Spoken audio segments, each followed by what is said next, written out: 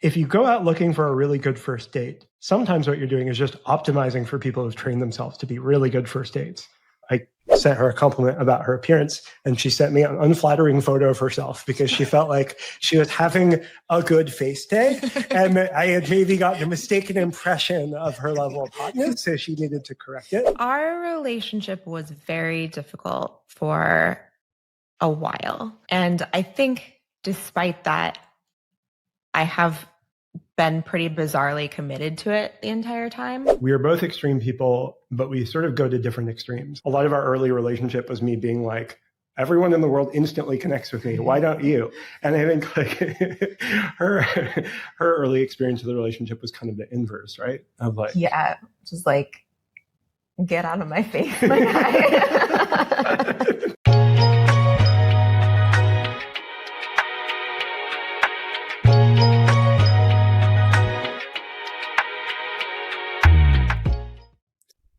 On this episode of Modern Relationships, I sit down with Sasha Chapin and Cate Hall, who have been together for 3 years. Sasha is a writer and co-founder of a perfume company, while Cate is a former pro poker player and CEO of a foundation. Up ahead, we talk about radical honesty in relationships, why the Enneagram can help bridge extreme personalities, and commitment over connection. Sasha, Cate, welcome to Modern Relationships. Thanks for coming on. Thanks so much for having us. Yeah. I've been looking forward to it. Thank you. You're my first guest who initially said no, but then we're like, hey, maybe this is interesting. Maybe we should come on and chat. So I'm honored. Yeah, I think we were worried at first about like jinxing the relationship, and then we saw a bunch of other people doing interviews that seemed cool, so we decided to get over the aversion. But yeah, I was the one who was like, doesn't it seem a little bit too funny if we then break up? Yeah, that is funny. If any couple ever breaks up from this show, I'll just remove the episodes. Yeah, maybe every couple who's appeared on the show is jinxed. And there's just going to be a wave of highly influential couples. It'll be the Modern Relationships curse. Yeah, the curse of the show. That's funny.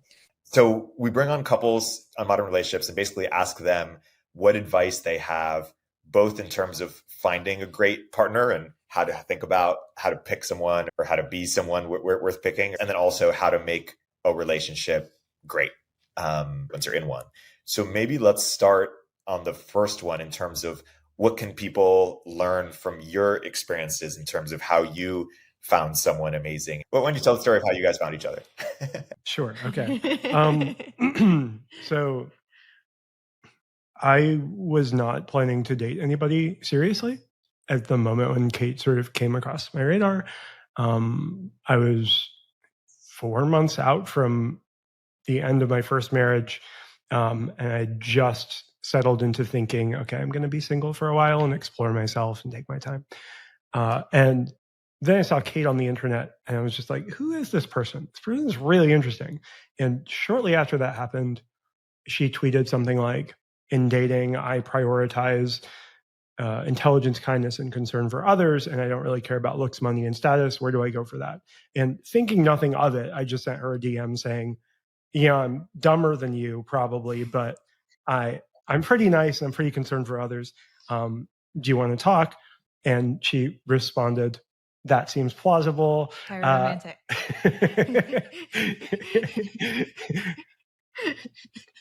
It's important to be precise. It's important to be precise. Yeah.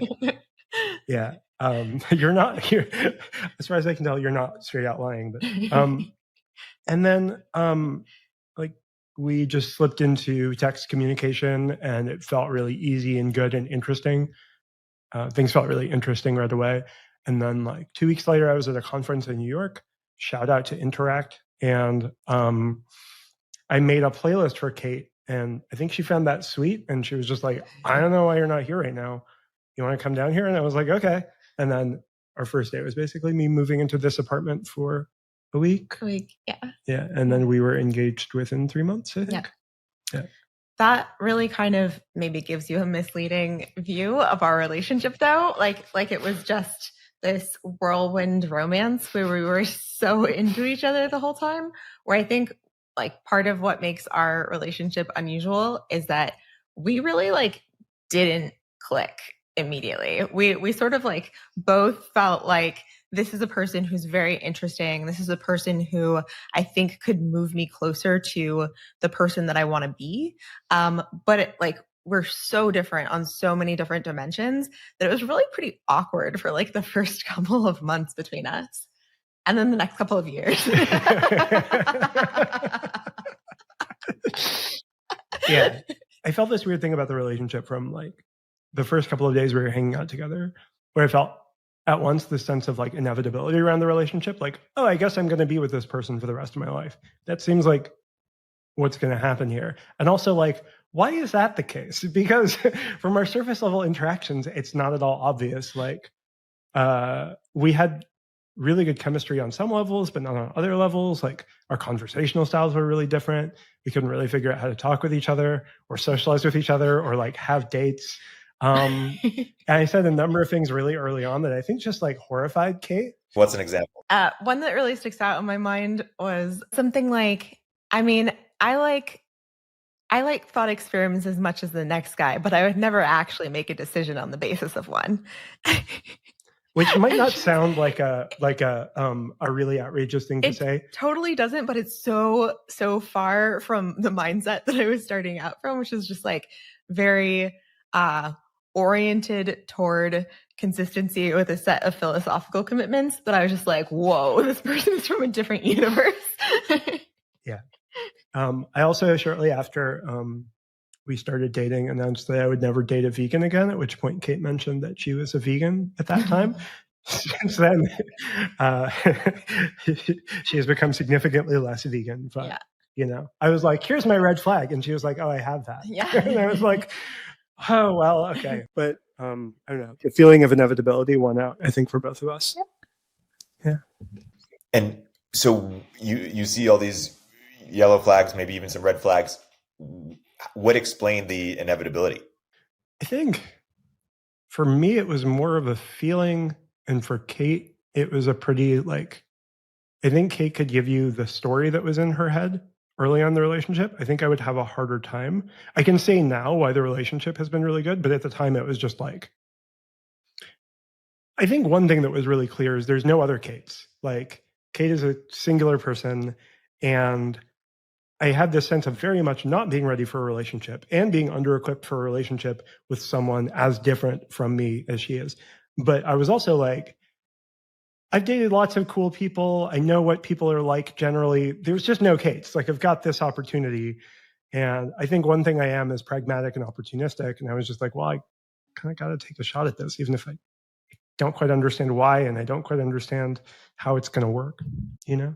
What was your story early on? You've said it to me before, but I don't want to put words in your mouth. I think there are a couple of different aspects of it. So one is the thing that I mentioned of like seeing Sasha as somebody who was likely to move me closer to the person that I wanted to be. We have very different sets of strengths and weaknesses. And my weaknesses are around like feeling emotions and relating intimately to other people and prioritizing my mental and physical well-being. And those were things that Sasha was very good at in a way that was like not off-putting to me, was just like very generous of spirit and encouraging. And I could like hear him when he said certain things that I couldn't hear other people say in terms of like how I could improve my life. And then I think the other thing is just, I think I am just somebody who develops conviction quickly around ideas based on intuition, which is maybe a little bit surprising given how logic driven I can be in other areas. But I believe in God. I believe that God puts things in my path that are like good for me. And so when I believe that I've come across one of those things, I just sort of wholeheartedly embrace it and expect that it will work out. And then it so far has. Yeah.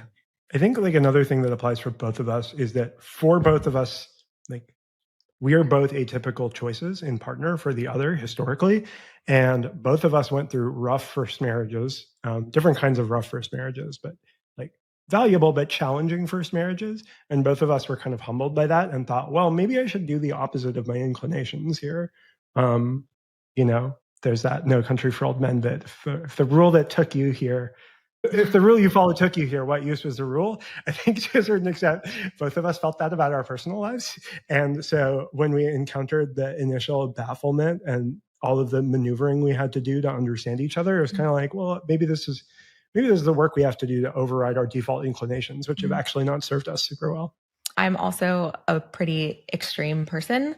And I had spent like a lot of my adult life after I got through the part where I was dating wildly inappropriate people, dating people who are really similar. We kind of like, with those people, we tended to make each other more intense in the same direction that I was already really intense. And Sasha was like an opposing vector that sort of pulled me a little bit back toward normal, which I think was a really good moderating effect on my life. Yeah, I think one interesting thing is that like we are both extreme people, but we sort of go to different extremes. Like absent supervision, Cate becomes hyper rational and achievement driven and completely ignores her psycho-spiritual experience in favor of doing the next thing exceptionally well. And like absent influence, I fall into hedonism and aestheticism and I'm trying to live the most beautiful and fun life possible, but it doesn't really add up to much. And I just waste a lot of time. And so together we reach some sort of middle point that's like really fun. It just took us time to figure out how to balance our virtues as opposed to finding like our mutual strangeness is difficult. There's this Joe Hudson quote I want to read, which is, we find ourselves attracted to certain people because we have an instinctual way of finding the person who can trigger us the best. And on the other hand, gives us the opportunity for mutual healing. And it is just interesting, this idea of, hey, we're attracted to a certain kind of person and maybe they're not the type of person we want to be attracted to or want to have a long-term partnership with. And there's some like readjusting or something that needs to happen. Yeah, for sure. That quote perfectly describes our relationship. Good one, Joe. Nice job being pithy. Yeah, I think a lot of I spent the first 30 years of my life trying to compensate for a childhood where I was severely bullied and felt very lonely and was very unpopular by like reliably getting people's attention and learning how to like connect with people really fast. And Cate is a person who needs a lot of like private time and is a very like interior processor. And so a lot of our early relationship was me being like, everyone in the world instantly connects with me. Why don't you?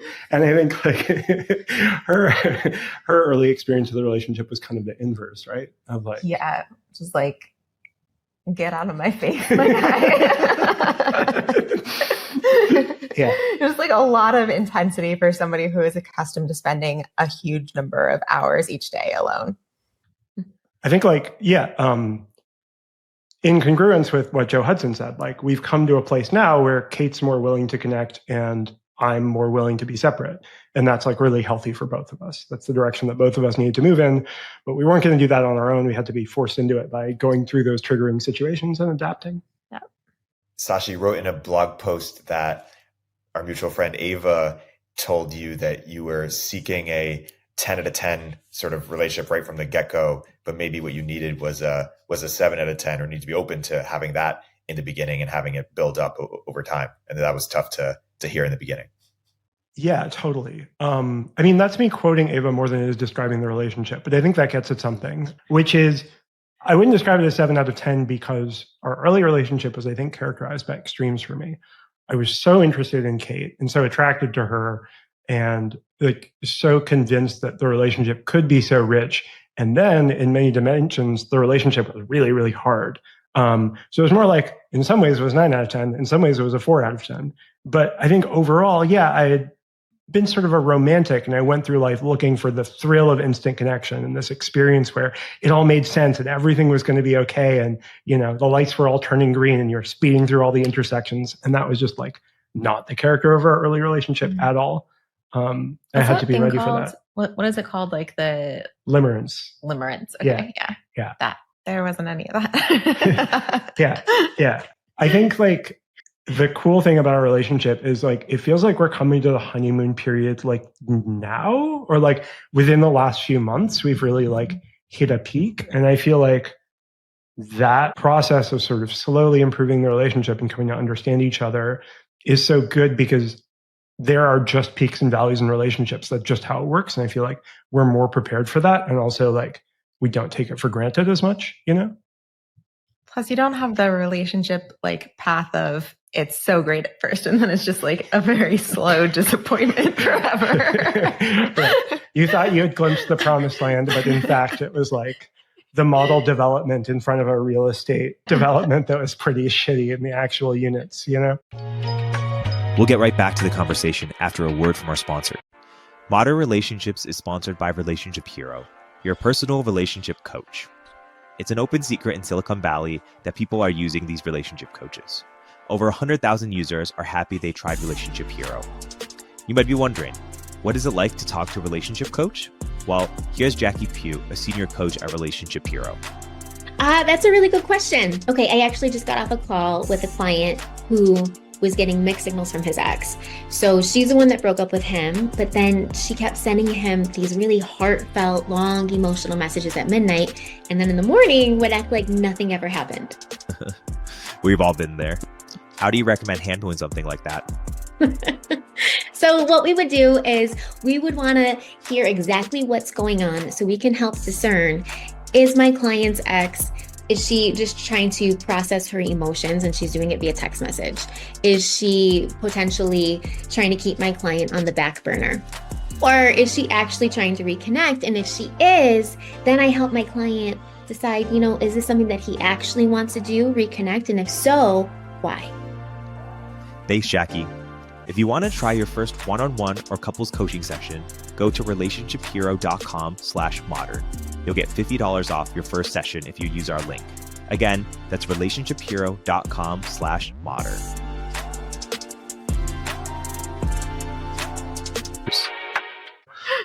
I do just want to give the audience an image of how bold Cate is, according to Sasha's great blog post after the first Zoom call that you guys had together. Cate texted Sasha saying, "We should make out, just stating a preference." Yeah, that me at my most charismatic, I would say. I'm not like a talented flirter, I would say. Yeah. You have a very direct style. But very direct. Yeah. Which I think is not flirtation. Flirtation is indirectness. So actually, yes. I don't think you really flirt, but. And it was funny because I ended that call being like, wow, Cate's so hot and she's so smart. And does she even like me at all? What's going on here? Which again, like part of the head trip of this relationship and what's been so fun is like, I've tried to develop a set of social skills that like speeds up people's schedule of intimacy. So I feel like I know them really quickly and I feel like they know me. A sociopath when you say that. A little bit, yeah. I try to engender connection with my communication. But Cate has like a 2-year schedule of intimacy and there's no fast forwarding it. Yeah. Which is really interesting. Yeah, it's true. Yeah. How do you think about gender roles? Honestly, like this topic is one of the primary reasons that I wanted to come on your show, because I feel like people have very firm ideas about what gender roles are good and make people happy. And I feel like there are certain ways in which we conform to those gender roles, but there are a lot of ways in which our dynamic is definitely like reversed relative to the stereotype. And at the same time, it's like the best relationship I've ever been in, the person I want to spend the rest of my life with. And there are other models that are also extremely satisfying. Yeah, totally agree. Yeah, like if you look at our, I don't know, LinkedIn profile or whatever, or our like life history, like I wrote a memoir and I just launched a perfume company and I have a blog where I write about my feelings. Yeah. And Cate's the CEO of a foundation. She was a professional gambler. And yeah, like she's the serious introvert. I'm like the chummy extrovert. And yeah, I think if you look at, like, I feel like in our relationship, there is full outlet for all of my masculine energy and all of Cate's feminine energy. And that definitely gets fit in. But in terms of like life configuration, there's some flips there. And that turns out at least not to matter for me at my age. I just don't care. Like, I think I would have worried about caring earlier in my life, but yeah. One thing that how to frame this. I think I always had a story in my head that I didn't care about making more money than the person I was with. And I didn't really like actually test that belief until this relationship, like in a serious relationship. And so I was always kind of like, maybe this is just a thing that I think about my preferences that isn't actually real. And I've discovered that I actually just don't care at all. And I'm super happy, like being in that kind of supportive role in the relationship. And Sasha has like many other supportive roles in the relationship, but it's kind of just like nice to realize that my actual preferences are aligned with what I thought was the case. And I wasn't like deluded about it. Yeah. So I was previously in a relationship where I started off making more money than my partner, and then she went through a change in professional fortunes and ended up making more money than me. And she became unhappy with that. I think it left me with this idea that actually does matter. But I think so much of that is self-inflicted. Obviously, people self-assign their worth based on their current income too much. And people anchor on like money too much as a life choice, vis-a-vis how much it actually matters to their day-to-day happiness. And so like, it shouldn't matter absolutely how many dollars somebody is bringing into the relationship. I think people just make it matter. And like, in terms of Kate's professional expertise, like it's obviously just a plus to have a super competent life partner. I think if you're like a young man, there's a certain romance to the idea of taking care of a less capable partner and sort of shaping them and being the influence that provides order and stability in their life. And then you get older and you have more relationships and you're like, actually, it's just good to be with someone who can take care of themselves. Like the more total competence in the relationship, the better. And the more different areas of competence in the relationship, the better, you know? What about just the level of busyness, or like, was that tough for you, Sasha? Just to be with someone who's so busy and so focused on, like, was the relationship always enough of a priority? Or because that's something people, both men and women, of course, struggle with too, but especially when the women is For me, it's never been a big deal. I like having lots of friends and hanging out with lots of different people, having a life with lots of variety. I think quality time is more important to me than like the quantity of time. And I think like part of the honesty in this relationship is that I feel like I can say everything that's going through my mind to Kate. She's like a perfect witness for my life and I to hers. And we can really sort of like engage with each other on a rich level. So even if we only have half an hour of time with each other a day, it feels really like the best part of my day. Yeah. I think this is like, I have learned that this is true. Sasha has said that this is true all along, but I think we just like missed each other early in the relationship for a long time because I didn't understand what he was asking for. So he kept saying like, I'm not satisfied with the quality of our time together, or like, we're not connecting enough. And I took that to mean I should spend more time at home in his presence, having my mind half on work, but being like physically here so that he can talk to me about things that he wants to. And it turns out that was very counterproductive. Right. There was this one weekend where we went to LA together, and it was, at the time, Kate was working at a startup and Silicon Valley Bank was going under. And so incredibly stressful weekend for Kate professionally. And so her story about that weekend was she was putting in a heroic effort, giving quality time to the relationship, like being with me. And then my story of that weekend was she was like not making eye contact that whole weekend, barely present in conversation, completely stressed out. It just took us like some time to really specify, oh, this is what's important about quality time, not duration, but you know, intensity and wholeheartedness. And it was so surprising to me because I think that we're both really good at communicating the contents of our mind to the other person. But like we were starting from such different places and had such different assumptions about what words even meant that we failed to realize that we were just like solving different problems for a really long time. And from my perspective, yeah, I was like, I am putting so much work into this relationship. I'm putting so much time into this relationship. Like what? And I was like, smile at me, please. Respond to the things I am saying.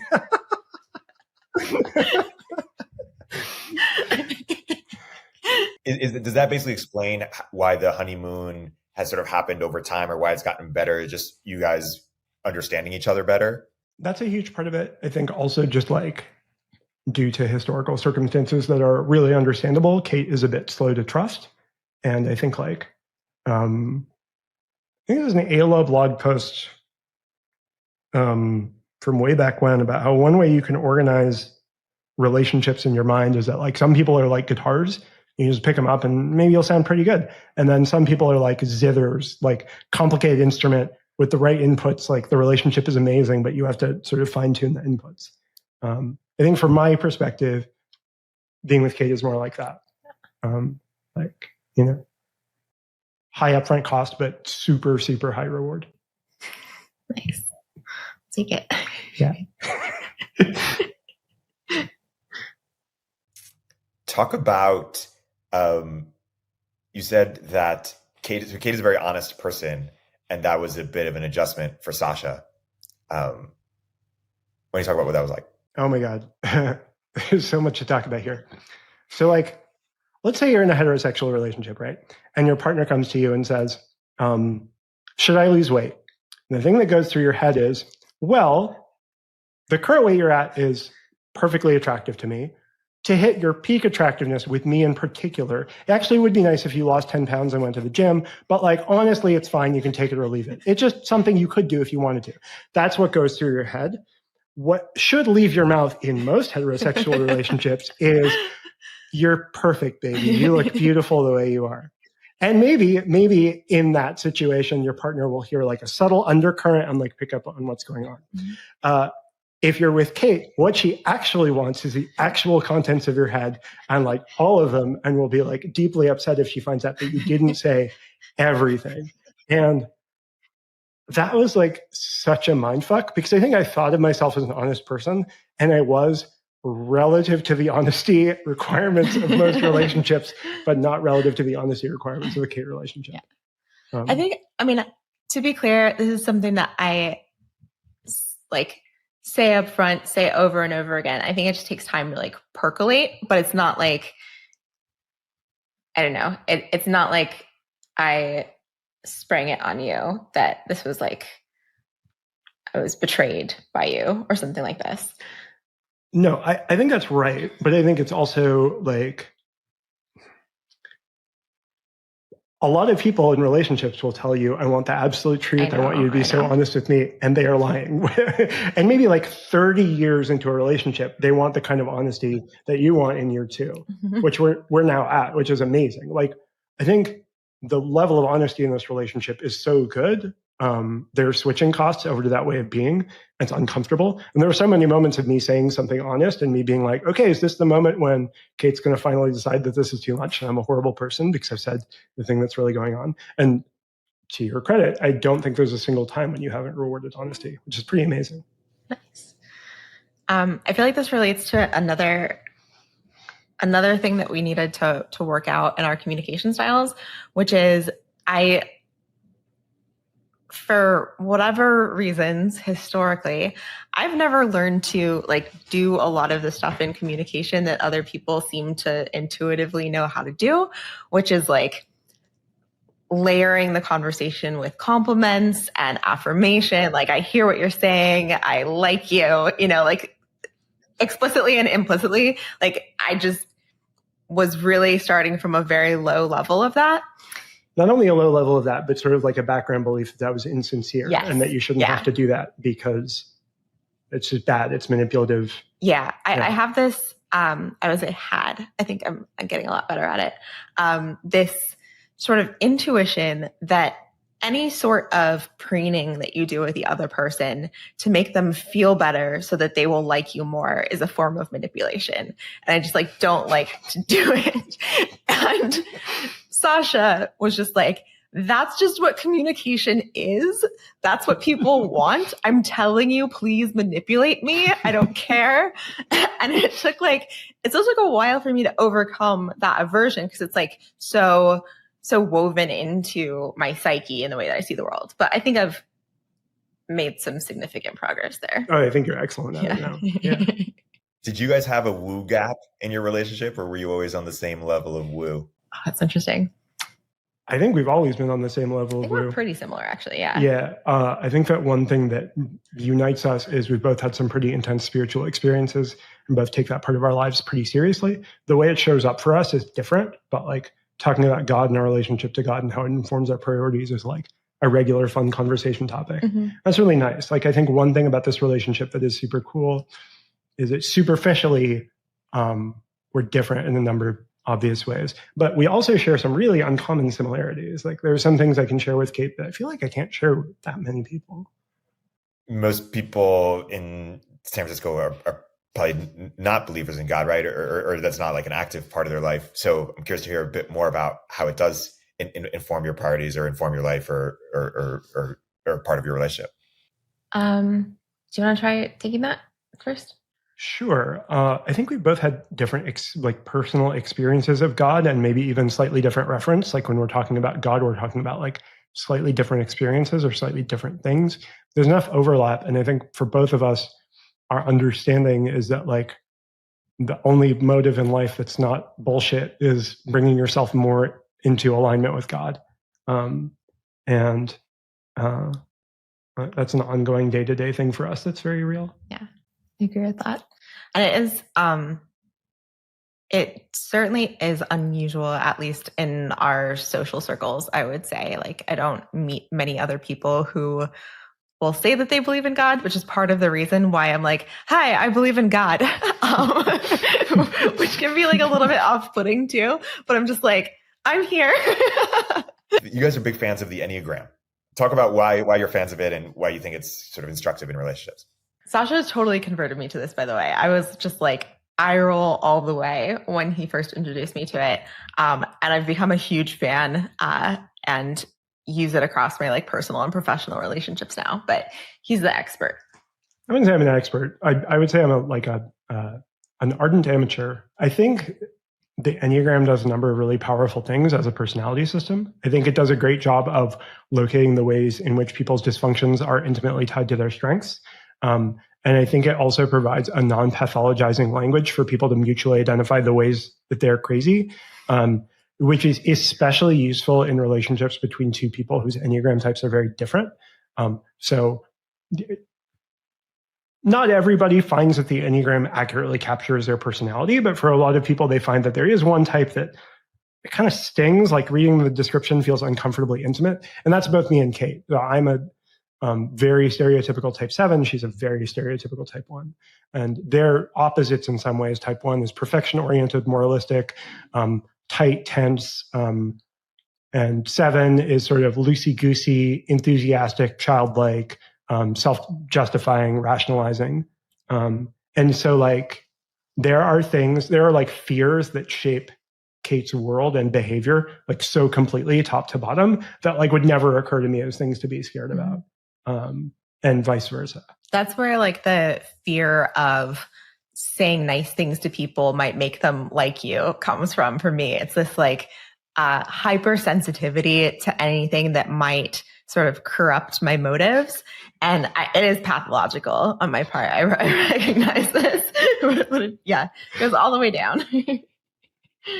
Yeah, totally. And similarly, like for a 7, if you're in an unhealthy place, there's a feeling of like, my life isn't nice right now. I'm not connecting with my wife right now. Like everything is terrible. The world is falling apart. I will be alone forever. There's this focus on immediate experience rather than principle, which is sort of the opposite. So it's really interesting. And again, it's a spread of strengths and weaknesses that if combined harmoniously makes for a really rich relationship, but it can also lead to like real failures in understanding if you don't point it out. And the Enneagram does a good job of pointing it out. Yeah, it is funny. I was also dubious about it until someone who's, really into it told me, read the description for 3. And I was like, okay, it kind of sounds like me. And then read the description for what happens when a 3 dates an 8. And I was like, okay, I guess that describes a previous relationship. And then a 3 and a 4. And I was like, God damn it, that describes another one. Why is this thing so accurate? So yeah, it's pretty fascinating. The relationship stuff with the Enneagram is really mind-blowing. And I can't take credit for this thought. My friend Graham, who's a huge Enneagram fan, pointed this out to me, that normally our thinking about what happens in relationships is so gendered, but the Enneagram stuff about what like one type will look like with another type works no matter what the gender arrangement is, which is like crazy. That it so identifies patterns of behavior that transcend gender. It's really interesting. Yeah, I find it to be like useful in relationships. It's useful in friendships. Sasha's co-founder at the perfume company was somebody who I really just like bounced off of for the first while because we were so different. And I think that the Enneagram made it easier for me to appreciate her because it made it seem like there are like different modes of being psychologically healthy. And one is like the mode that I aspire to when I'm at my best. But there are like many other ways that people can look when they are at their best. And like you can learn to appreciate those and learn to appreciate the differences. It sounds really, really basic, but it somehow like unlocked something for me where I was able to just like, I don't know, like deepen the relationship with her. And I found it really useful for professional relationships too. I feel like there's a midwit meme of the way one looks at people where the ends of the curve on both directions, like the middle is people are all basically the same deep down. And on the ends of like the bell curve, it's people are actually quite fucking different. And the Enneagram offers a more sophisticated way of like understanding people's different motivations than the default way, which is just, I think, to be alienated by the fact that other people refuse to behave in the same way that you do. Yeah. It's pretty fascinating. Do you think, would people date the same Enneagram as them? Or I don't know if you guys have done that, but does that not work? Like, do you need more polarity or how do you think about sort of similarity versus complementarity? That's a lot of what I had in mind when I said I felt like in previous relationships where like two vectors pulling in the same direction. I definitely have dated some ones seriously in my life. And I think we have generally reinforced one another's craziness and not been like the healthiest pairs of people. I think Sasha's experience is just like he has no real interest in that. Yeah, it's sort of nearly diagnostic of an Enneagram 7 woman to me. If I meet somebody and I get along with them like super fast and Kate's like, do you have a crush on them? But they feel no romantic attraction to them at all because it's just two people being extremely chatty and outgoing towards each other and there's no negative space, there's no attention. I like once dated someone who was an Enneagram 7 and it was a really funny relationship because like we dated for like 3 weeks and we just kind of wandered away from each other, like mutually ghosted. And then we ran into each other at a party and we were like, remember when we were dating? Are we dating? I guess not. Okay, cool. Like there was no grip. And so yeah, I think some negative space, some difference is like important for me romantically. And I think most people. Yeah. Talk about how you've both grown from the relationship or changed or evolved, almost 3 years in. One thing you alluded to earlier is Cate is prioritizing well-being much more. But just talk about that more broadly, how the relationship has changed you. Yeah, I think that the primary thing that the relationship has done is it's taught me both to prioritize and how to connect to people. I think this has been, it's sort of like a constitutional weakness that I have that has been reinforced by various events in my life that have made me like more reluctant to connect with people. And I think that before Sasha, I would have been pretty happy to just like live the rest of my life that way. I was a pretty solitary person. So I was genuinely quite happy, but I was quite solitary, quite in my own mind, quite focused on like what was in front of me and not the people who were around me. And I think that like all of the ways in which Sasha is able to connect to the world and the experiential value that he gets out of that and the richness of his life has prompted me more in the direction of like prioritizing not just our relationship and connection in our relationship, but prioritizing like friendships and connection within friendships and just like overall having a richer life and more insight into what is going on underneath my own surface, which I was like more blind to, I would say, when our relationship started. Oh, that's really nice. Right? Good job, our relationship. Yeah. On my side, Kate's devotion to truth and seeing the world clearly is really inspiring. Kate has like a level of top to bottom integrity that I think few people I've ever met possess. she really like lives up to her ideals. And I think like it inspires me to be a better person and to look more frankly at like the way I am and my actual nature and what I actually want. And apart from that, like I'm someone who I think strategically sometimes self-deprecates or takes myself less seriously as a method of self-defense. And I think like Cate saw the potential in our relationship, but also the potential in me really early on. Like I think like early on, I was like, wow, Cate is this force of nature in the world. And I'm just this wacky writer guy bumming around, living in Montreal. Like, and Cate saw me as she sees herself. Like Cate sort of like refused to believe in the limitations I was placing on myself. And as a result, I've become just like more agentic and more confident and have higher aspirations in terms of like what I want to do with my life, which is really wonderful. Oh, nice. That's nice. When you think about, when you are envisioning the future of your marriage and then the rest of your life, what comes to mind? Are kids in the picture? Are you living somewhere else? How do you think about the future? I think like kids is a really interesting topic. I think we can both see potential worlds in which it makes a lot of sense. I think we can both see potential worlds in which it doesn't.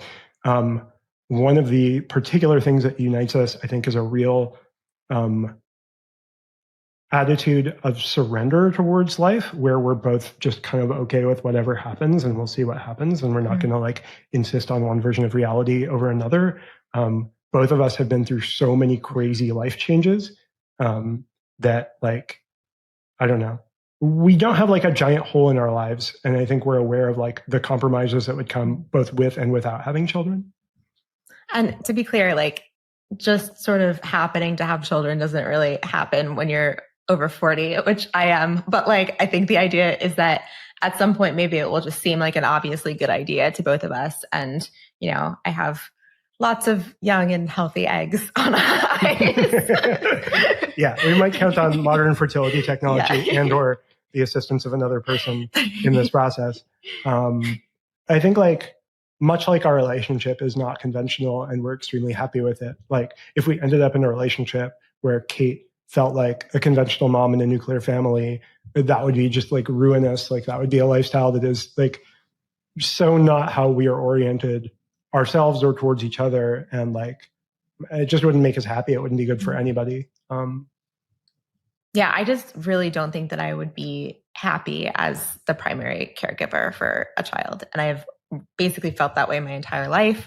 I've always had sort of like ambivalence around it. Like maybe I would really love having children, but everybody who knows me well has said like, I think you would be really unhappy as a mother. I don't think you should have kids. And so like, if you keep hearing that from people who know you well and who have kids, like I believe it. And that sort of resonates for me too. Yeah. Our model of a world where we have children involves like an ADU where Cate can be in solitude and I'm wearing a baby Bjorn a lot of the time and we have help and we're like living around friends who have kids and we like distribute care a fair amount. Yeah. Which is possible. It could take some doing. I don't know. I think a thing that's really exciting about our relationship in general is that like the future doesn't seem like a very limited place. Like we both have a lot of capabilities. We're both working on things that are potentially really exciting. And like, I just see the future as a place where we grow a lot together and do a lot of really interesting things. And like, that could mean kids, that could not mean kids. I think either way, I imagine something like really satisfying. Yeah. Also depends just like how the world changes over the course of the next few years, which I'm excited to see. Yeah. What an interesting time. And if you guys had met like 10, 15 years ago, do you think you would have been together and just accelerated all that growth? And if you were single, accelerated all that growth? Or do you think, no, actually, we needed to become different people or have certain experiences? Absolutely not. No. I think we would have bounced right the fuck off each other. So like what, 10 years ago, you were quitting law for poker?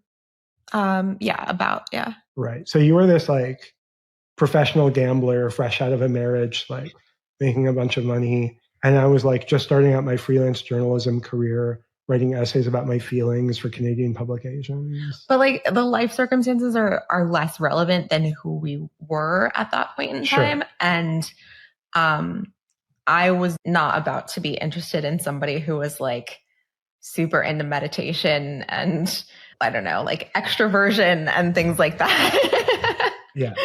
Yeah. And I mean, yeah, we were both just like much more extreme versions of ourselves Yeah. when we were younger. And I think we've both moderated over time and become more tolerable to broader ranges of people. Yeah. I think at that point, you were still relating to the world as a vending machine that would give you achievement points. And I was still relating to the world as a vending machine that would give me fun and connection points. Mm-hmm. I think we would have met and you would have thought, that guy's annoying. And I would have thought, that woman is no fun. Yeah. And then Yeah. that would have been the end of it. Totally. Yeah.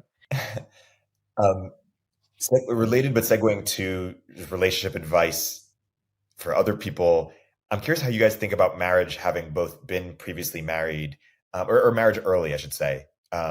When you're advising your younger friends who are sort of like thinking about their life or planning, like, are you like, hey, early marriage is good, or hey, make sure you really wait, until you and spend a few years with them or something? Like, what are your thoughts there?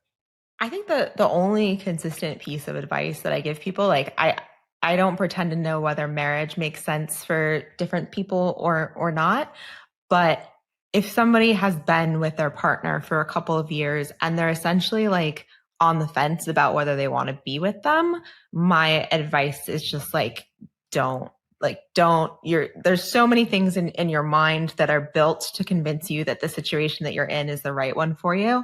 And if you can't tell if you're happy or not with the person that you're with, like, do yourself a favor. You will be able to do better than that on like an emotional level. So I have like a strong presumption in favor of like, if you cannot be in the relationship, you should not be in the relationship. Yeah, I think that's right. And being like happily single with a community of friends is better than being in like a committed relationship that sucks. Yes, absolutely.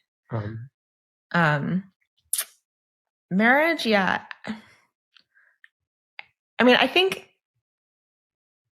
that the timing of our marriage was like affected to some extent by the fact that Sasha isn't a citizen, and we figured it would be convenient to do it sooner rather than later. But also, there's something that I find personally appealing about the idea of just like going for it, like making a decision that this is the person you are going to commit yourself to, and then carrying that intention through regardless of what happens. And I feel like our sort of level of buy-in, despite our differences and our commitment to making the marriage work, probably, I mean, I think it got us through some periods where if we had been less than fully committed to the relationship, if we hadn't sort of mentally been like, I'm going to figure out how to make this work, we probably would have broken up at some of those points. Yeah, there were really tough moments in the process of adapting to each other. Like, I think over the course of the interview, we've made it sound quirky and nice, and it has been. But it's also been really fucking stressful and painful and sad at times. And yeah, just deciding that we're going to make it work has kept us together through that. And I'm really happy that it did.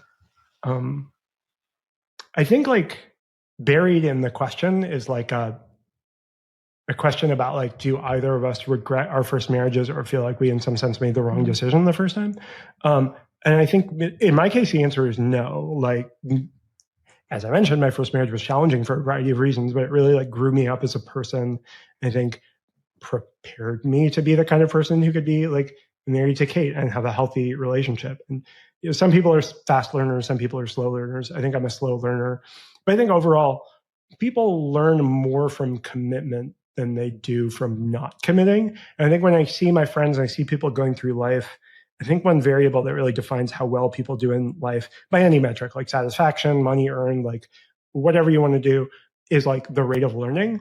And people who like undercommit just don't learn as quick. Like, better to like commit to a difficult relationship, really go for it and learn a lot about yourself, than sort of waffle and wait for the right person. Nobody looks like the right person. And then like 3 or 4 years go by that way. Yeah, absolutely.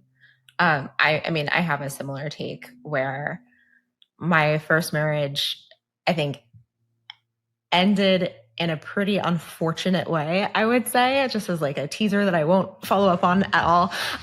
But the relationship itself really helped me grow as a person. And I think if it weren't for that, I would like most likely be a lawyer in DC, just like living in Bethesda or something. And I would have had a much more boring life. And I think that relationship sort of put me on a trajectory where I was able to do interesting and fulfilling things. So I'm grateful for that.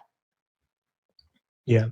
Quite apart from that, I think marriage rules. Like, it's so good to have You're solidity. like such a wife guy. I'm such a wife guy. It's so good to have solidity in your relationship and to make your relationship like a central part of your life. And I think a funny thing about me is I'm such a wife guy. I'm such a fan of like monogamy, and I have lots of like polyamorous friends, and their lifestyle like both like seems fun for them, like they're genuinely enjoying themselves. But I'm also like, the insanity of constantly shifting boundaries is weird to me. I'm like the main point of my life is my marriage, and then everything else is oriented around that. And everyone else, like I'm loyal to my friends, I'm loyal to my family, but I know where everyone is, and everyone outside of that can kind of fuck off. Like ultimately, in terms of prioritization, there's enough depth in our relationship and all of the things it brings out in each other for like, I would say many lifetimes. I hope many lifetimes, So we've just got the one. Yeah. Share more nuance on the sort of if you're unsure after a couple years point, because if you mentioned after a couple months, you were perhaps unsure, or I don't know if unsure is the right word, but there was some difficulty when you talk to friends who are like, should I stay? Should I go? Maybe it's a few months. How do you think about that question? Yeah, it's really interesting. Our relationship was very difficult for a while. And I think despite that, I have been pretty bizarrely committed to it the entire time, where from close to the beginning, I was just like, okay, I'm in it and I'm going to like make this work on my end to the extent that I have any power over it. And so I was able to get to a really high level of conviction about the relationship, even though there were aspects of it that were really difficult. And I sort of like trusted us to over time be able to resolve the difficulties that we had, because we were both like really cared about one another, really wanted it to work, both really excellent communicators, I would say, in relationships, both committed to personal growth. I was just like, there's got to be a way. And I think that there was a way. But I think if a friend has been dating somebody for a couple of years and they're just like, I don't know if this is like the person, like, how do you know if you want to spend your life with somebody? Again, there's just like so much loss aversion that your mind automatically does that I just think it's really easy to confuse yourself into thinking that a not good relationship is an okay one, and not that easy to confuse yourself in the other direction. Mm-hmm. Yeah. I think there's also like different forms of difficulty. So our relationship, like you can characterize, the way I think of it in my head as of this moment is like puzzle difficulty versus slush difficulty. Like puzzle difficulty is like you're working on a puzzle and really hard, it's frustrating. You don't even know whether you can do it. Will the solution ever come to you? But it's also really interesting and you feel really motivated to give it a shot. I feel like that's one character of difficult relationships where it's like, it's clear there's a lot of potential. It's clear that people are working on it. Just like there's some engineering problems that are really hard and require both people to confront some of their central dysfunctions, And then there's just kind of slush difficulty where it's just not really there. Like the intimate life isn't really there. It's sort of there if you squint, and like it's good for moments, but nobody's really excited about it. And it's sort of inertia. And both people are growing like smaller and smaller as they contract away from this feeling that it's not working. And I've been in both situations, and from the outside, they can look similar, but from the inside, they feel like very different. I think we've always been at puzzle difficulty, never slush difficulty. Did you just make out this distinction? Yeah. Yeah. How do you feel about the distinction? I feel like it is an accurate categorization that I find aesthetically off-putting because of the different categories. Okay, we'll workshop it. It feels like the nuance is that if your relationship may have had some difficulty, but it was still obvious. It was still like, hey, this is an amazing person. There's so much alignment there. We're going to make it work versus, I don't know. Yeah, I never had a question in my mind about whether I wanted it to work and whether I wanted to do whatever was necessary to resolve my challenges with this person so that we could be as close as possible. It just took us a while to like figure out the route through everything. Yeah, for sure. What have we not discussed, if anything, that comes to mind that's worth sharing about either your particular relationship or things that you think, an audience interested in how to be, find and make a great partnership should hear?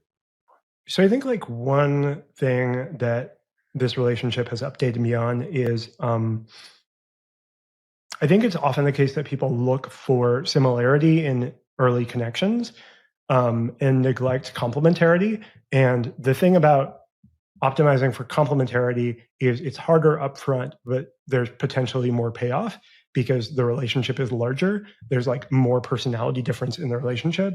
And so like when people go on a first date and it's like a little awkward, but the person is really interesting and they could potentially be a relationship prospect long term, I'm a big booster of telling people like go on a second date, go on a third date, like try and figure it out. I think there can be toxic versions of this, right? Like the I can fix him mentality of like, if I try hard enough, there's a relationship there. But I think if both people are committed to growth and figuring it out, like people have a lot more potential surface area for a relationship than they think they do. And another thing that I think is super interesting about our relationship is I think often people are eager to complain about somebody's weaknesses without seeing how the other side of that weakness is a strength. So one thing that I found difficult to handle about our relationship for a long period of time was that Cate is not a natural consoler. Like if you've had a stressful day, if you're feeling sad, Cate is not necessarily the person who's going to like hold your emotions and really sympathize and like feel it with you. It's just not like her inclination. Not that she doesn't care, like you care a lot, but I think like just that way of communicating emotions is like not your natural strength. But at the same time, Cate is really devoted to the truth and she's not going to sugarcoat things for you. And as a result, like I can count on Cate for like amazing counsel and a second set of eyes on my life. And notice that I am moving farther and faster in many domains, professionally, personally, because I like confront the difficult thing more quickly. And that's a direct result of Cate being kind of shitty at the consoling thing, right? You can't untangle those things. And there's this like Kurt Vonnegut bit about relationships, which I think is one of the great bits about relationships. He says like, we used to live in villages all together and we hung out with our spouses and then a bunch of other people. And now we're in nuclear families and we're sort of cordoned off. And so many relationship conflicts come down to the accusation, like you're not enough people. And I think like over time I've learned like, okay, Cate is not good at the consoling thing. I can get that elsewhere. I can get that from friends and I can lean into the ways in which this is a strength in Cate. Yeah.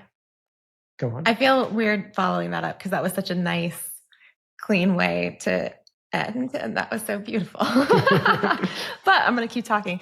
The thing that I was thinking about that I think has probably come across implicitly, but maybe not explicitly in the course of the conversation is I think that most people have a perspective on relationships that says that commitment should flow from intimacy and connection. And my perspective, like just descriptively, has been that intimacy and connection can flow from commitment instead. And I think that that's not like a view that I see expressed much, if at all, in like the dating world around me, maybe in other cultures, but not our own. And so something to consider, I suppose. If you don't mind me following up on your follow-up. I think somebody said this, I think it was default friend. It feels like a default friend remark, that like, if you go out looking for a really good first date, sometimes what you're doing is just optimizing for people who've trained themselves to be really good first dates, right? Like someone who is good at reliably generating that immediate spark may or may not have really good long-term partner skills. They are different skills. Doesn't mean that they don't have them. Like I think limerence and immediate connection and all those things can actually sometimes gesture towards a magical world that's on the other side of that, but sometimes not. Like it's just, I think, a more neutral signal than people think. Yeah. And I feel like to some extent, my sort of pathology around authenticity dictated that we skip a lot of that like early stuff. Like was like, I don't want to go on romantic dates. Like, I don't, you know, I don't want to flirt. I don't want to get dressed up for each other. I want our relationship to be exactly how it's going to be in 10 years. And we can really try this out. And that's like not very romantic or everybody's cup of tea. But I think it did have the effect of giving us information on whether it was somebody that we could actually imagine like building a life with. Yeah. So just so the viewers understand how intense this tendency was on Kate's part, immediately after our first Zoom call, when she said we should make out, I sent her a compliment about her appearance, and she sent me an unflattering photo of herself because she felt like she was having a good face day, and I had maybe gotten a mistaken impression of her level of hotness, so she needed to correct it. And I think like the first time we hung out, you wore like an ill-fitting t-shirt that was like the color of like a hospital gown. Like not only like no attention paid to like gussying yourself up for me, but if anything, like not picking the most flattering thing in your wardrobe. Which again, like at first was sort of like sort of like when you're going up the stairs. Pardon me? You reverse catfished you or something. At first I was like, where's the display? I have come to expect a display that teaches me that I'm worth something because I can provoke a display from somebody. But then again, like they're switching costs when switching over to extreme honesty, but when you get there, it's really nice. Yeah. One other takeaway I'm also getting from, and you mentioned it earlier or on Kate, in terms of the gender dynamics, just sort of, but it's been a theme throughout, like be more open-minded to who you can be attracted to. And, you know, people typically think about themselves as having a type that they typically go after. I heard someone say something like, maybe that person is not your type, or maybe consider that they may not be your type if you keep dating the same version and it doesn't work, whether it's on the gender dynamics or, you know, any sort of personality type or similarity versus complementarity. Maybe be more open-minded to switching it up. I think my personal romantic history is a testament to the fact that what you expect to work doesn't always work and isn't always the best thing for you. And vice versa. Yeah. Sasha and Kate, thanks so much for coming on the podcast and sharing your wisdom with us. Thanks for having us. This is really fun. Yeah. Thanks for listening to Modern Relationships. Please make sure you're following on Apple, Spotify, or YouTube. If you have a chance, leave us a review or comment on this episode to let me know who else you'd like to hear from on this show. Modern Relationships is a podcast from Turpentine, the network behind Econ 102, Upstream, and Turpentine VC.